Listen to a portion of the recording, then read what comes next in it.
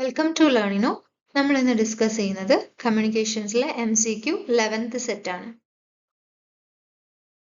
ആദ്യത്തെ ക്വസ്റ്റ്യൻ നോക്കാം. 4 voice signals each limited to 4 kilohertz. അപ്പൊ 4 സിഗ്നൽ, ഓരോ സിഗ്നലും ലിമിറ്റഡ് ടു 4 കിലോഹെർട്സ്. അപ്പൊ FM എന്ന് പറയുന്നത് 4 കിലോഹെർട്സ് ആണ്. Sampled at Nyquist rates. Nyquist rate എന്ന് പറഞ്ഞു കഴിഞ്ഞാൽ എന്താണ്? 2 into FM are converted into binary PCM signal using 256 quantization levels. അപ്പോൾ നമ്മൾ എന്തായിട്ട് കൺവേർട്ട് ചെയ്യാണ്? ബൈനറി PCM സിഗ്നൽ ആണ്. 256 ക്വാണ്ടൈസേഷൻ ലെവൽ ഉണ്ടെന്ന് പറഞ്ഞിട്ടുണ്ട്. ഇനി bit transmission rate for time division multiplex signal will be. അപ്പോൾ നമുക്കിവിടെ ചോദിച്ചിരിക്കുന്നത് എന്താണ്? ബിറ്റ് ട്രാൻസ്മിഷൻ റേറ്റ് ടോട്ടൽ ഈ 4 സിഗ്നലിന്റെ. അപ്പോൾ ആദ്യം നമുക്ക് എന്ത് കണ്ടുപിടിക്കണം? Sampling rate. ഇപ്പൊ സാമ്പിളിംഗ് റേറ്റ് നമുക്ക് ഇവിടെ പറഞ്ഞിട്ടുണ്ട് നിക്വസ്റ്റ് റേറ്റ് ആണ്. അപ്പൊ നിക്വസ്റ്റ് റേറ്റ് എന്താണ്? 2 into FM നമുക്ക് എത്ര തന്നിട്ടുണ്ട്? 4 കിലോഹെർട്സ്. അപ്പൊ അത് ആദ്യം 8 കിലോഹെർട്സ് ആക്കി വെക്കാം. ഇനി ഒരു വോയിസ് സിഗ്നലിലാണ് ഇവിടെ 8 കിലോഹെർട്സ്. അപ്പൊ നമുക്ക് ഇവിടെ 4 വോയിസ് സിഗ്നലിന് തന്നിട്ടുണ്ട്. അപ്പൊ ടോട്ടൽ എത്ര നമുക്ക് വേണം? 32 കിലോഹെർട്സ് വേണം. ഇനി എന്താ പറഞ്ഞിരിക്കുന്നത്? Each sample is encoded by എത്ര ക്വാണ്ടൈസേഷൻ ലെവൽ ഉണ്ട്? 256. അപ്പൊ നമുക്ക് അതിന് എത്ര ബിറ്റ് ആണെന്ന് കിട്ടും? log 2 to the base 256 എന്ന് പറയുമ്പോൾ 8 ബിറ്റ്. അപ്പോൾ ഓരോ സാമ്പിളിനെയും 8 ബിറ്റ് വെച്ച് എൻകോഡ് ചെയ്തിട്ടുണ്ട്. അപ്പൊ നമുക്ക് last resultant bit transmission rate എന്ന് പറയുന്നത് എന്തായിരിക്കും? ഈ 8 into നമുക്ക് ഈ കിട്ടിയ 32. അപ്പൊ എത്രയാണ്? 256 kbps ആയിരിക്കും നമ്മുടെ ആൻസർ വരിക. Answer option B. രണ്ടാമത്തെ question. In a PCM, the amplitude levels are transmitted in a 7-unit code. If sampling is done at the rate of 10 kilohertz, then bandwidth should be. അപ്പൊ നമുക്ക് തന്നിട്ടുണ്ട് 7 unit കോഡാണ്. Sampling rate തന്നിട്ടുണ്ട് നമുക്ക് 10 kilohertz. അപ്പൊ നമുക്ക് bandwidth എങ്ങനെ കണ്ടുപിടിക്കാൻ പറ്റും? FPCM is equal to n/2 into FS. അപ്പൊ നമുക്ക് n എത്രയാണ്? 7 തന്നിട്ടുണ്ട്, FS 10 തന്നിട്ടുണ്ട്. സോ FPCM എന്ന് പറയുന്നത് 35 കിലോഹെർട്സ് ആയിരിക്കും.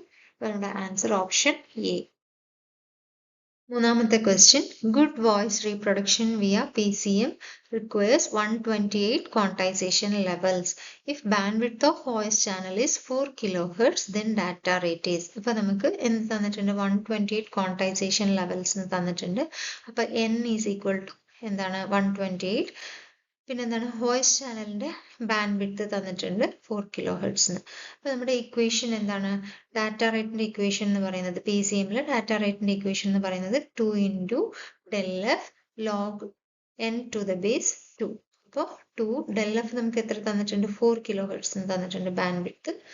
Log 128 to the base 2. 128 നമുക്ക് തന്നിട്ടുണ്ട്. ഇത്ര ക്വാണ്ടൈസേഷൻ ലെവൽ n. ഇപ്പൊ n-ന്റെ അവിടെ നമ്മൾ 128 സബ്സ്റ്റിറ്റ്യൂട്ട് ചെയ്തു.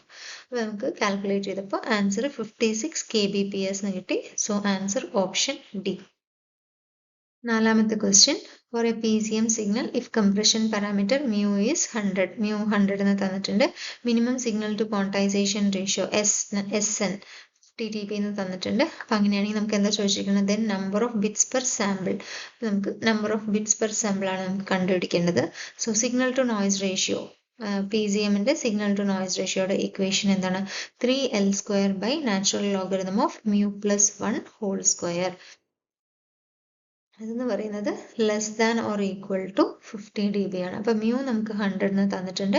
അപ്പൊ മ്യൂയുടെ വാല്യൂ നമ്മൾ സബ്സ്റ്റിറ്റ്യൂട്ട് ചെയ്യുക. എന്നിട്ട് നമുക്ക് എന്ത് കിട്ടും? എല്ലിന്റെ വാല്യൂ 842.6 എന്ന് കിട്ടി. ഇനി because L is power of 2 we select. അപ്പൊ നമ്മൾ ഈ ഒരു എല്ലിനെ നമ്മൾ എന്ത് ചെയ്യണം? 2ന്റെ പവറിൽ എഴുതണം. അപ്പോൾ അതിനെ നമ്മൾ എങ്ങനെ എഴുതാൻ പറ്റും? 2⁻10 എന്ന് നമ്മൾ എഴുതി. സോ നമുക്ക് ഇവിടെ ആവശ്യമുള്ള ഈ ഒരു 10 ആയിരിക്കും നമ്മുടെ റിക്വയർഡ് നമ്പർ ഓഫ് ബിറ്റ്സ്. നമ്മളിവിടെ approximate because L is power of 2 we select. അപ്പൊ നമ്മൾ ഇതിന്റെ അടുത്ത വാല്യൂ അതെന്ന് പറയുന്നത് 1024 സെലക്ട് ചെയ്തു. Is equal to 2⁻10. അപ്പൊ ഈ 10 എന്ന് പറയുന്നതായിരിക്കും എന്ത്?